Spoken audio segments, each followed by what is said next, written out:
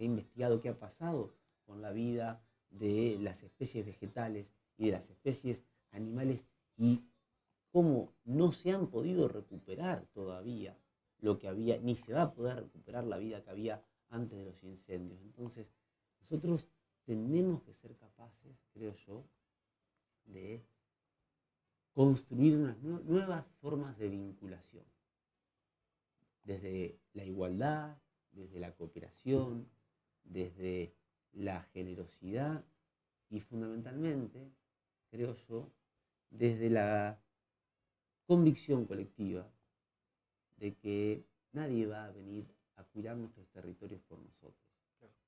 Vivimos tiempos, nosotros le hemos denominado de geopolítica de la enfermedad, es decir, en donde hay un norte global que identificó ya hace 60 años cuál era el daño que los modos de desarrollar su industrialización y su economía le generaron en sus territorios y en su salud.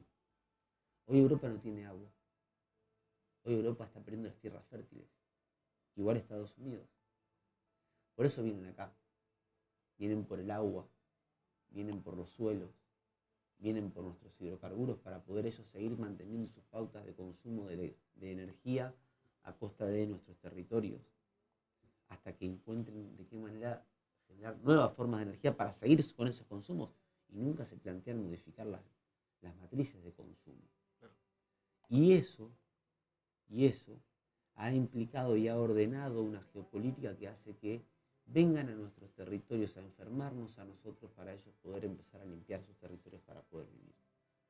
Nosotros esto lo hemos explicitado a partir de distintos documentos, sacamos incluso un dossier con Claxo, donde hablamos de estas cosas, pero en términos cotidianos la geopolítica de la enfermedad es esa herramienta, esa manera de trasladar los modos de producción contaminantes a los países pobres, donde ya según ellos nos enfermamos y morimos de otras cosas, pero además como tenemos bajos salarios, movemos poco el aparato económico, lo dicen así, hay un documento del Banco Mundial que lo explicita de esta manera, y de esa manera ellos poder obtener todo lo que para ellos son recursos, que para nosotros son bienes comunes y elementos vitales, para ellos mantener sus modos de vida dañinos. Entonces, me parece que ante esa situación, nosotros no podemos seguir creyendo que la solución está en una pantalla de TikTok o está en quién hace el mejor YouTube. Está para mí en reconstruir la confianza, en recuperar la capacidad de creer en nosotros, pero de creer en nuestra capacidad de acompañarnos para transformar la realidad estando todos juntos. Damián, ¿crees que de tu experiencia como médico sobre el tema ambiental y como estás hace años trabajando, crees que es fundamental el trabajo en la escuela, que puedan ponerlo como una materia curricular? Mira, yo tengo una posición bastante, no sé si contradictoria, pero sí encontrada con el tema de seguir poniendo la responsabilidad del cuidado y de contar con una posibilidad de futuro en los niños y las niñas y las infancias. No, los niños son el futuro, a ellos hay que enseñarles a eso, porque ellos van a cambiar. Cuando yo era chico escuchaba eso. Y acá estamos, ya no soy tan chico. ¿Eh? Y sigo escuchando lo mismo que escuchaba cuando yo era chico, que era, carguémosle la responsabilidad de recomponer lo que nosotros destruimos a las víctimas de las destrucciones que nosotros hemos hecho. No, por favor. Ahora, sí creo que hay que trabajar en las escuelas. Sí creo que hay que trabajar en el sistema educativo. Porque si el sistema educativo el sistema educativo argentino, Nicolás, tuvo la capacidad extraordinaria de homogeneizar el pensamiento de nuestro país, lo cual no digo que esté bueno, pero lo pudo hacer a fines del siglo XIX y principios del siglo XX. Y logró que un país tan vasto como el nuestro hace y se entendiese en un solo idioma a costa de exterminar las lenguas nativas y las culturas de los pueblos originarios de aquí, pero tuvo semejante impacto.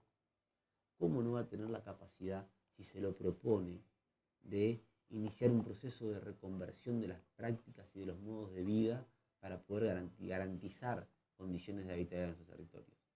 Pero para eso tenemos que tener docentes formados, que estén bien pagos, tenemos que tener escuelas en condiciones, tenemos que tener universidades que tengan la capacidad de estimular el pensamiento crítico y no de formar obsecuentes al servicio de las corporaciones o en todo caso individualistas que lo único que quieren es obtener su título porque a partir de su mérito personal, como si no hubiera habido 50 millones de personas pagando impuestos para que puedan ir a la universidad pública a La formarse. meritocracia. Claro.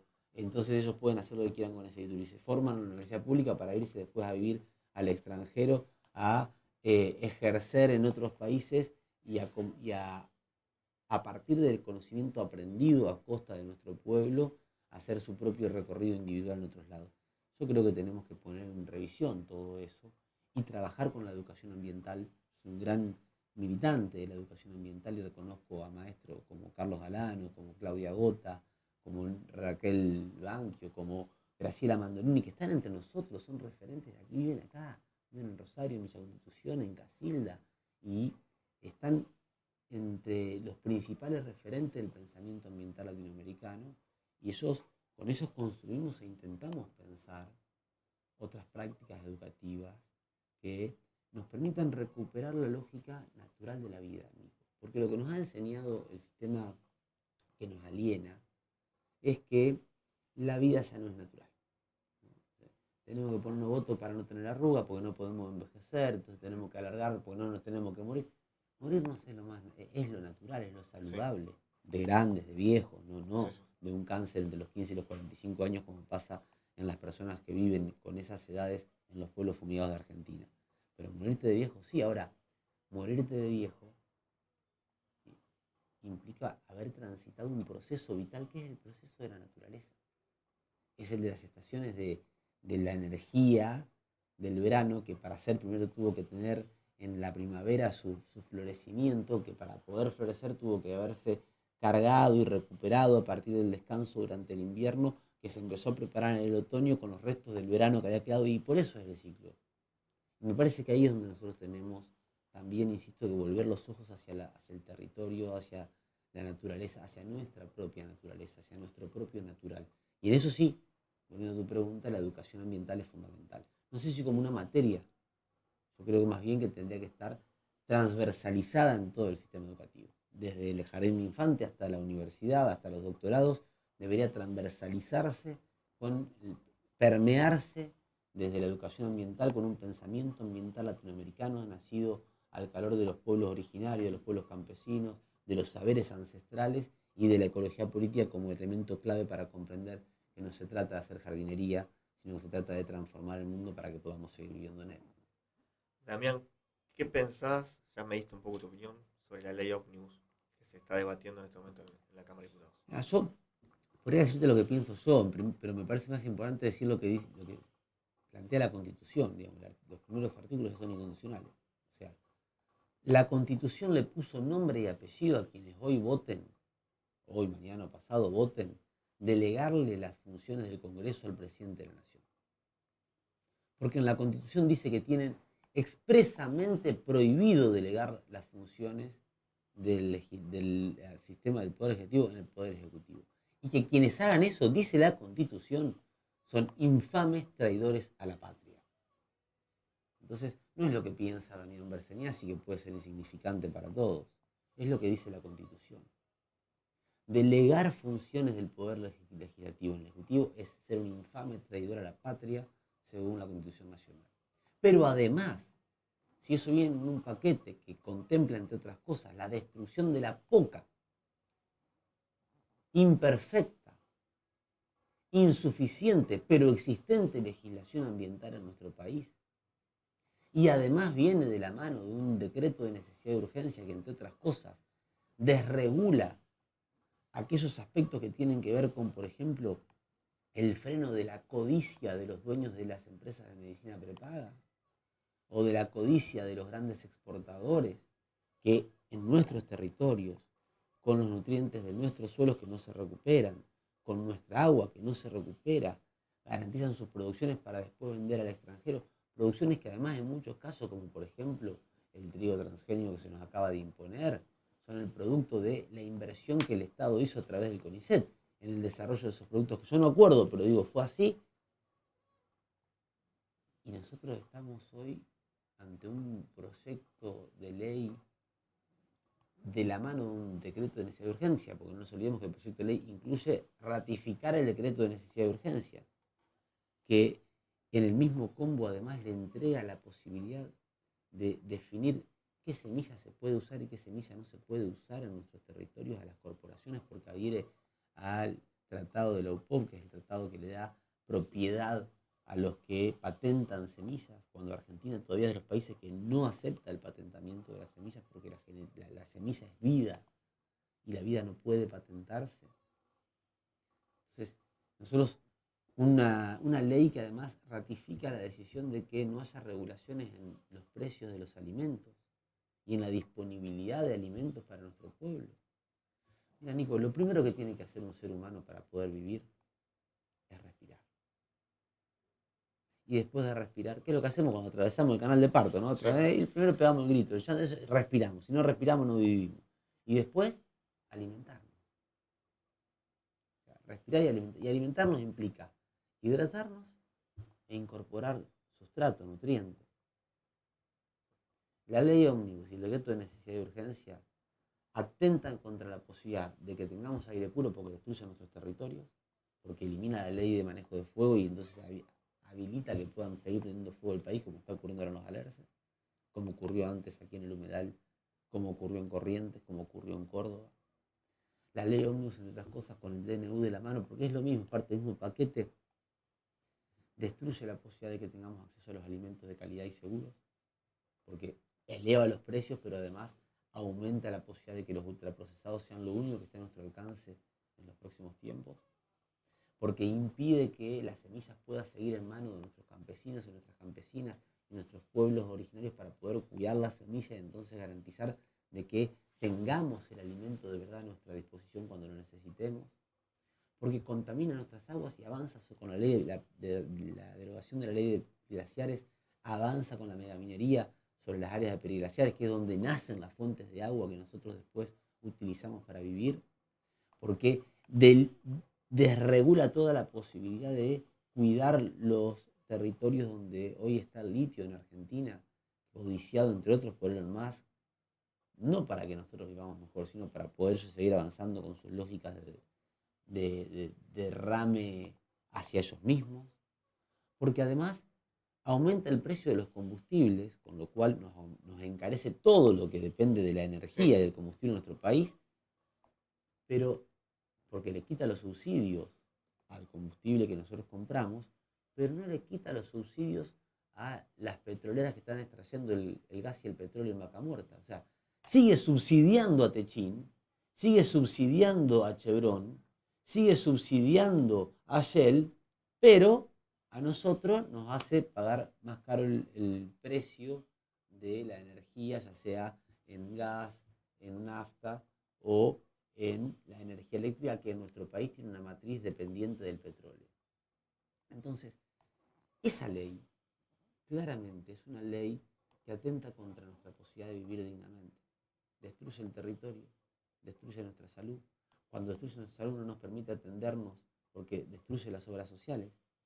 Porque el decreto de necesidad de urgencia, no sé si ustedes recuerdan que lo que hacía era equiparar una obra social a una prepaga, cuando las lógicas son diferentes. La obra social tiene una lógica de solidaridad, de mutualismo, la prepaga es una lógica de comercio. Al equipararlas desaparece la lógica comunitaria y mutual de la obra social.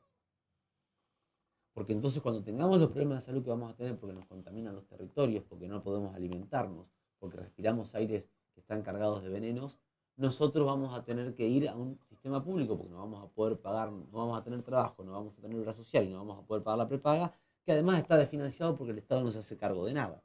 Esto ya se probó en el mundo. En América Latina, Colombia tuvo su famosa ley 100 desde de la década del 90 hasta el año pasado, que el presidente Petro la derogó, que era una ley que obligaba a que la gente tuviera que pagar de su bolsillo cualquier atención en el hospital público por afuera de un voucher que le daba el Estado.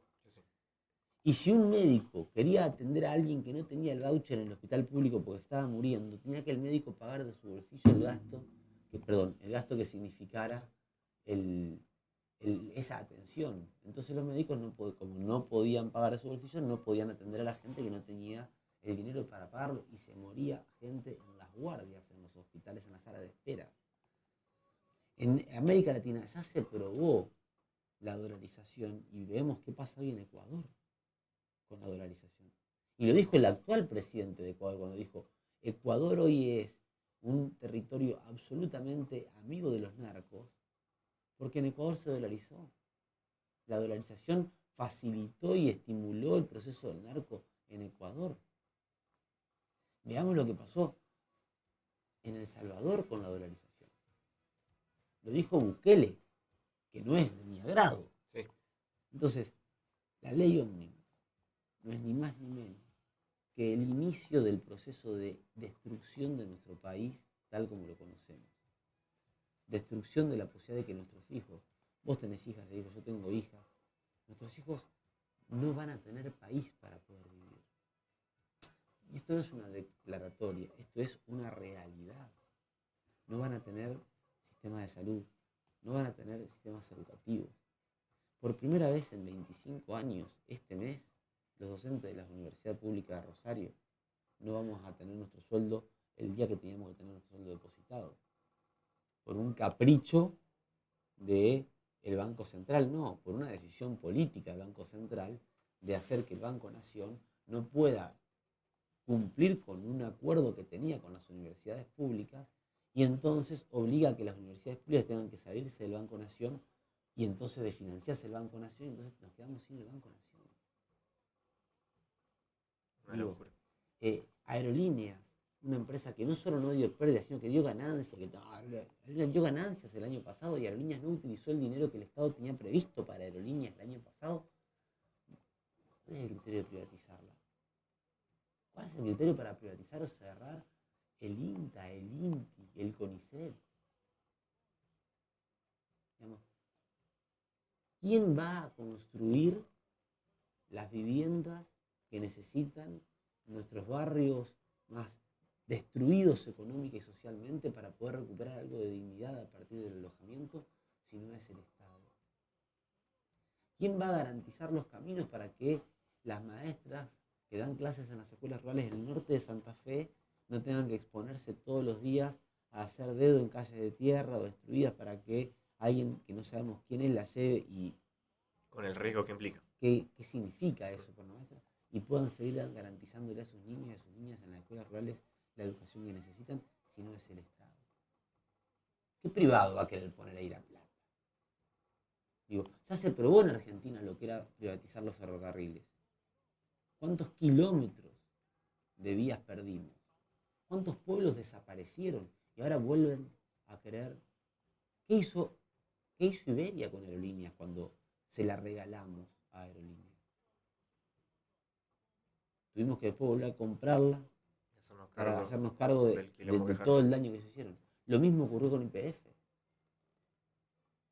Entonces, me parece que nosotros tenemos que ser más cuidadosos a la hora de repetir discursos sin fundamentos, que se tiran como consignas en un TikTok, que tienen gran impacto, ¿está?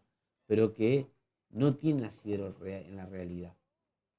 Y en ese sentido yo creo, insisto en lo que te decía al principio, Nico, que tenemos que recuperar la capacidad de mirarnos a los ojos y de hablar cara a cara y de encontrarnos, de caminar codo a codo en la ciudad, de caminar codo a codo en el barrio, de caminar codo a codo en el territorio, para a partir de ahí ganar la confianza, construir la confianza que nos permita volver a tener movimientos que sean capaces de disputar los poderes.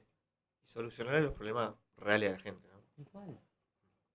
Que sea la comunidad la que se organice para definir cómo quiere que funcione el Estado. Es una forma de mejorar el Estado. Obvio.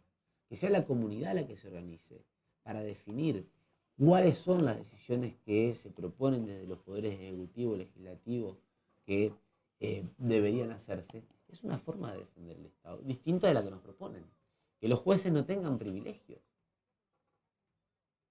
Que no pueda ser que yo sea un empresario, invite a jueces que tienen que fallar en causas que están involucradas conmigo, a mi casa, pagándole los aviones, junto con ministros, que después de hacer eso los fallos salgan a favor mío y cuando todo eso sale a la luz, se diga que, porque sale a la luz, sea bueno, pero en realidad como salió a la luz de una manera que no está muy clara cómo salió, acá no pasó nada.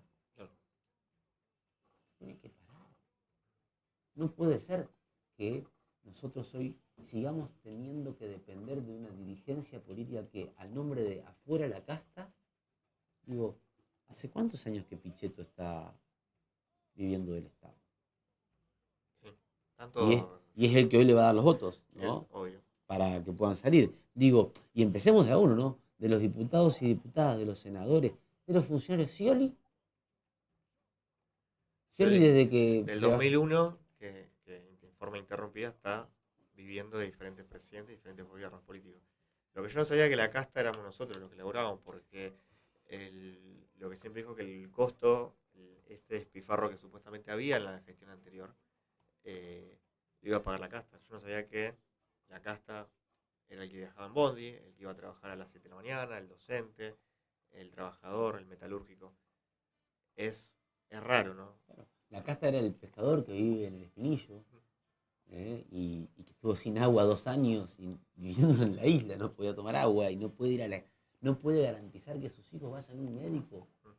Y tenemos que ir con la universidad pública a garantizar atención médica al Espinillo porque no pueden cruzarse porque no tienen capacidad para poder hacerlo, porque los han empobrecido y destruido las posibilidades que ellos tienen de poder construir prácticas de cuidado. Esa es la casta. La casta es el, el docente. La casta es el docente que ahora no va a tener el aumento salarial que la paritaria que se firmó el año pasado le garantizaba, que ya era malo. Sí. La casta es el jubilado. Esa es la casta. Y mientras tanto los Mazot, los Pichetto, los Giovanni, los Borgonov, ¿de qué estamos hablando? Si uno empieza a ver quiénes son los primeros que se dieron vuelta, ¿no? Para garantizar esta maniobra que hoy se está legitimando. Los Menem no son casta. Los Esper no son casta. A ver. Entonces, Hace años que vienen dando vuelta. entonces, yo lo que creo es que la situación que hoy tenemos también es responsabilidad de quienes estuvieron antes y no fueron capaces de construir condiciones objetivas para identificar claramente qué es lo que estaba ocurriendo y qué es lo que podía venir. Y que hoy sigamos dependiendo de los mismos dirigentes, o las mismas dirigentes que nos llevaron hasta acá, también habla de por qué necesitamos construir otras formas de vincularnos, necesitamos construir otras formas de generar confianzas entre nosotros para tener realmente alternativas a lo que se nos propone. Porque si lo que no es casta, o sea, lo que no es casta, termina en cuanto llega a la Cámara de Diputados o de Senadores acordando con lo que era supuestamente, es porque los otros, los nadies, que decía Eduardo Galeano, todavía no hemos tenido la posibilidad, la capacidad, la inteligencia de dejar de traicionarnos entre nosotros, dejar de pegarnos en los tobillos entre nosotros para darnos cuenta de que los que verdaderamente teníamos que estar juntos y organizados para defender nuestros intereses, éramos los que nos estábamos pegando. Damián, para ir terminando, vos sabés que este programa se llama Zona de Promesa, le da título, una canción que para mí la mejor versión es la que canta Gustavo Cerati con la Negra Sosa. La Negra en un momento dado dice tarda en llegar y al final es recompensa. Para Damián Barcenaggi, ¿cuál es la recompensa cuando llega a su casa? Se saca los zapatos, se sienta en el sillón y dice, esta es mi recompensa. Poder mirar a los ojos a mi hija cuando me dice qué hiciste hoy y saber que cuando me diga dentro de unos años qué hiciste cuando estaba en riesgo el país y cuando estaba en riesgo la posibilidad de que yo pueda vivir en un territorio habitable, le voy a poder decir con absoluta franqueza que quizás no lo logré, pero todo lo que estuvo a mi alcance de hacer, lo hice para que no sigan avanzando los que querían destruir todas las posibilidades de ella y su generación. Lo que a mí me genera la promesa cotidiana que me hago a mí mismo de, aunque esté golpeado, aunque esté cansado, aunque sienta que no tengo más fuerzas, no puedo parar, no porque quiero ser mártir, porque no creo en los mártires, sino porque tengo una responsabilidad fundamental que es la de no fallarle a mi hija, a mi compañera, a quienes confiaron en que lo que nosotros decíamos y hacíamos podía ser una alternativa. No podemos fallarnos. Por eso, para mí, lo más importante y esa recompensa es poder mirar a los ojos. Arturo Illia, alguien a quien muchos de los que hoy están dando cono y votando deberían dejar de nombrar porque es nefasto, es perverso que usen su nombre para hacer las cosas que hacen algunos. Arturo Illia le dijo a los que lo voltearon cuando era presidente y le hicieron el pestado, ustedes, salió él por la puerta grande de la Casa Rosada y dijo, ustedes no van a poder mirar a los ojos a sus hijos cuando tengan que contar lo que están haciendo. Y yo creo que nosotros tenemos esa recompensa. Los nadies tenemos la posibilidad de decirle a nuestros hijos qué fue lo que hicimos, dónde fue que estuvimos y cómo fue que nos jugamos. Como dice Copani, ¿no?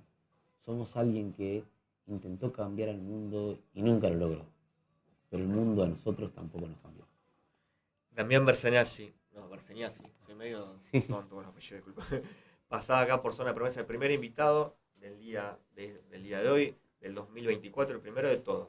Ya del otro lado está Juan Junco esperándonos para hacer la segunda entrevista. Pero antes los quiero invitar mañana. Tengo un amigo, Paolo, que mañana se presenta en la Sala Labardén con su cuarteto Areus.